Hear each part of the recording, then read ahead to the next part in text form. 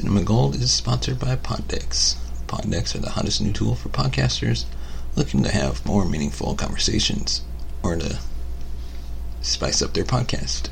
Simply shuffle up, ask a question, and let the content roll. Order yours today at poddex.com and use code CinemaGold for 10% off your order. Now enjoy the episode. Welcome to the Cinema Gold Podcast with your host, Larry Leese. Come join us as Cinema Gold dives into the latest Hollywood films and news. Hello and welcome to another episode of the Cinema Gold Podcast. I'm your host, Larry Leese.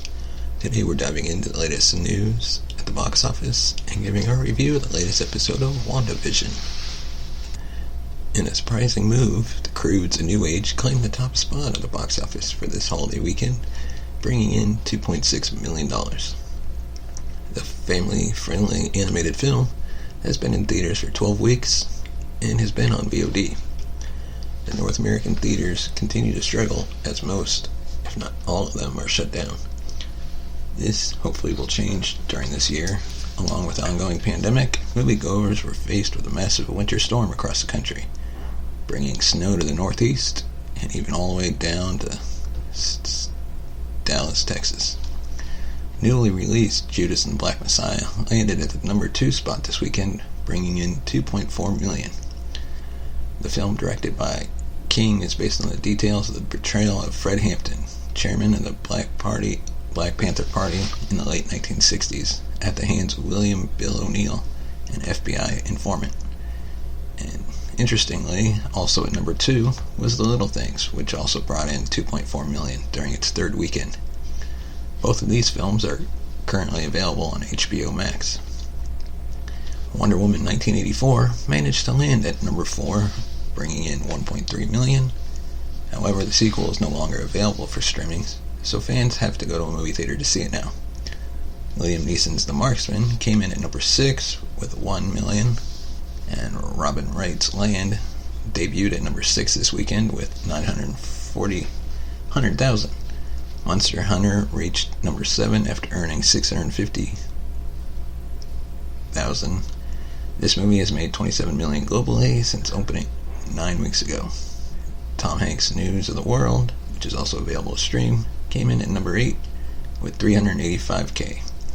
The 9th position goes to Promising Young Woman, which is gaining Oscar buzz and has earned $182,000 this weekend. And The War with Grandpa rounds out the top 10 at number 10, bringing in $180,000. And now we're going to dive into our review of WandaVision Episode 6, All New Halloween Spectacular. WandaVision is back on its whatever you want to call it. The first third of the series was spent holding back information, asking audiences to invest in Wanda's unbelievable realities without providing any reasons as to how or why she was playing house with dead Vision. Patience was tested, but after Episode 4 broke from the sitcom format to let us know what's going on in the real world, and Episode 5 balanced life in and outside of Westview, there was reason to hope the 9-episode limited series had found its groove. But in Episode 6, with audiences sitting on the precipice of unprecedented change in the MCU, here we are again, trapped behind an invisible, suddenly expanding wall. There's some fun to be had in the 90s setup, inspired by Malcolm in the Middle, complete with a grungy opening number and tiny kiddos breaking the fourth wall, but there's zero payoff on the closing twist, very little progress made toward Wanda addressing her trauma, and too many empty and less than spectacular shows of force. Aside from its weekly small screen aesthetics, WandaVision still feels far too much like an inflated feature film. It just keeps dragging out its story via inconvenient weekly installments. So what actually happened in Episode 6? Not much. It's Halloween in Westview, New Jersey, and Wanda is dressed up as a Sokovian fortune teller, who just so happens to look like the Scarlet Witch in Marvel Comics. Soon after she descends the staircase for her grand entrance, Vision does the same, also wearing a uniform reminiscent of his character's 70s era threads. Soon, Uncle Pietro and the Small Tykes follow suit. But that's not the story.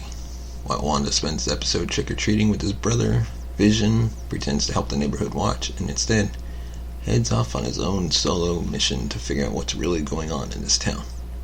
Of course, he already got a pretty big hint last week when Norm begged him to make her stop, but apparently that's not enough evidence for Vision.